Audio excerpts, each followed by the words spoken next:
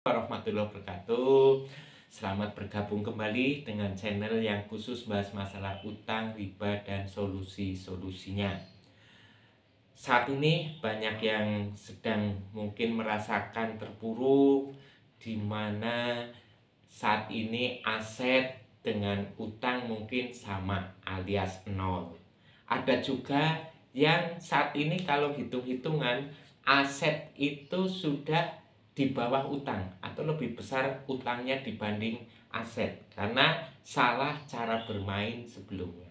Nah, untuk mengatasi ini yang pertama yaitu kita harus meluruskan niat dulu dari awal. Tekadkan niat yang kuat bahwa kita akan melunasi utang, akan meninggalkan sisa riba yang ada di hidup kita. Niatkan, karena apabila kita sudah berniat, itu sudah cukup bagi Allah untuk menyelesaikan semua urusan kita dengan diimbangi ikhtiar dan doa otomatis. Nah, ini sebuah kisah dari teman saya yang berdomisili di Purwokerto. Beliau pada saat itu punya utang di kisaran 7 miliar. Tahun 2019 beliau ketemu dengan saya, diskusi berkaitan dengan permasalahan keuangannya. Dan beliau setelah berdiskusi yang panjang, akhirnya beliau menyampaikan, "Pak, bismillah, mohon doanya, insya Allah saya niat stop semua urusan riba dan ingin segera melunasinya. Biarlah aset-aset saya nanti terjual untuk melunasi hutang-hutang saya." Nah, niat yang sungguh-sungguh oleh beliau juga bekerja keras untuk segera mengumpulkan uang dan juga menawar-nawarkan aset yang ada. Dan Allah punya rencana lain. Tahun 2020 awal terjadi corona, di mana lockdown, usaha-usaha pada terpuruk, tapi tidak semua jenis usaha itu terpuruk. Ada beberapa jenis usaha yang berkembang, seperti jasa ekspedisi, karena ini perlu pengiriman barang karena lockdown. Dan juga yang berkaitan dengan kesehatan, masker, alat-alat kesehatan, obat-obatan itu juga naik.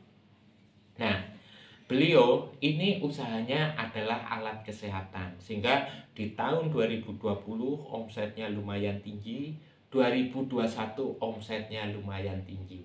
Pendapatan ini sama beliau mulai untuk melunasi utang satu persatu.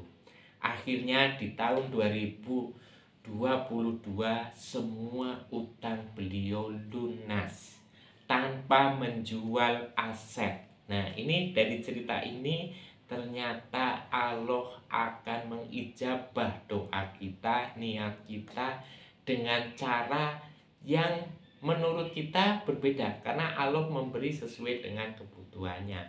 Dan alhamdulillah aset-aset beliau utuh, utang sekarang sudah lunas semua. Ini salah satu contoh dari niat yang kuat, yang sungguh-sungguh. Terus berikutnya, niat ini sering tergelincir atau di luar dari rencana.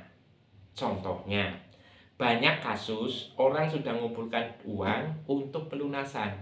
Di tengah jalan ini ada saudara kita, teman kita nawari bisnis yang secara hitung-hitungan duniawi prospeknya sangat bagus. Kita tergiur.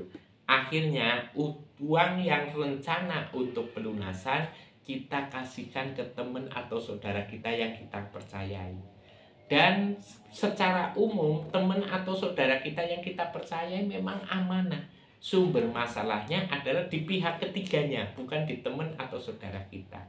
Nah, uang yang rencana untuk pelunasan apabila diputar seperti itu, yang sudah-sudah adalah usaha tersebut macet, uang dibawa kabur, dan akhirnya endingnya adalah utang tidak selesai. Sama mungkin Bapak Ibu pernah ngalami niat untuk ibadah haji atau umroh. Uangnya pakai logika kita putar dulu untuk usaha yang lain. Biasanya usahanya macet, kita nggak jadi umroh atau nggak jadi haji. Nah, sehingga pada saat kita sudah ada uang, fardu hukumnya kita untuk segera menyelesaikan hutang tersebut. Karena kita nggak tahu sampai kapan umur kita. Sehingga kalau kita sudah ada uang, segerakan bayar, segerakan lunasi, jangan diputer-puter untuk kepentingan yang lain.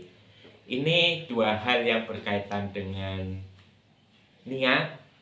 Niat yang kuat insya Allah akan dijabah, dan luruskan niat kalau sudah ada uang segera tunaikan untuk membayarnya.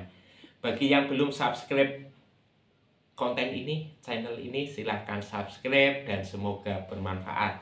Khairul kalam, wabillahi taufik wal hidayah. Wassalamualaikum warahmatullahi wabarakatuh.